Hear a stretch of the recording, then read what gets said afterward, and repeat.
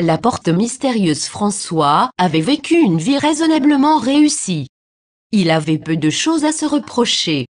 Il avait été plutôt bon et heureux finalement. Aussi quand il mourut, il fut accueilli directement au paradis par un groupe d'anges.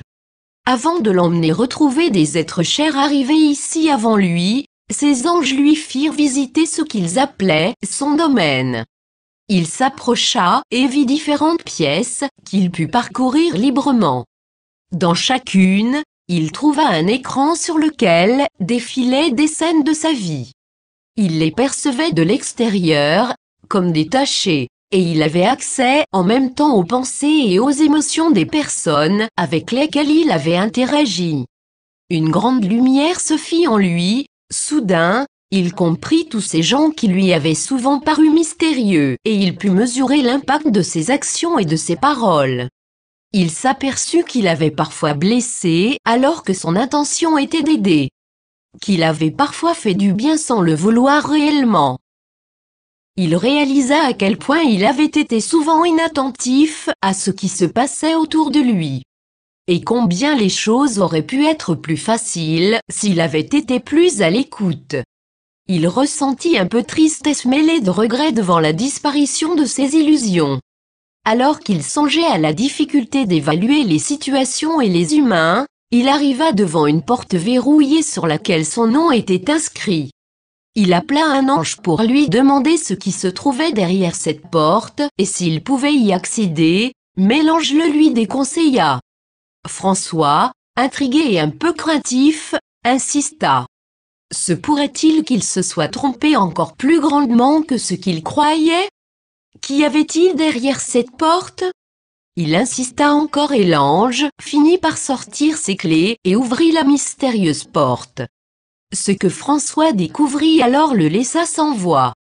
Dans cette pièce, se trouvait un écran sur lequel défilaient des scènes de bonheur inouï, des paysages somptueux dans lesquels il se promenait.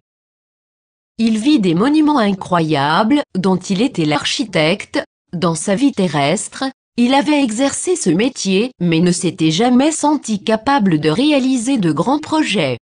Il vit aussi des chantiers dont il était le maître d'œuvre et sur lesquels les gens travaillaient en étant pleinement heureux. Il vit des richesses incroyables. Et des moments de joie et d'amour si purs et si intenses qu'il en fut bouleversé. L'ange le regarda avec douceur. Les idées se bousculaient dans l'esprit de François, il pensa qu'on lui montrait tout ceci pour qu'il réalise à quel point il n'avait pas été assez bien pour le mériter. Il pensa qu'il ne s'était sans doute pas donné assez de mal, toutes ces richesses lui apparaissaient comme un reproche, comme un doigt pointé sur ses failles. L'ange plongea ses yeux dans les siens, intensément. Son regard était plein d'admiration et d'amour.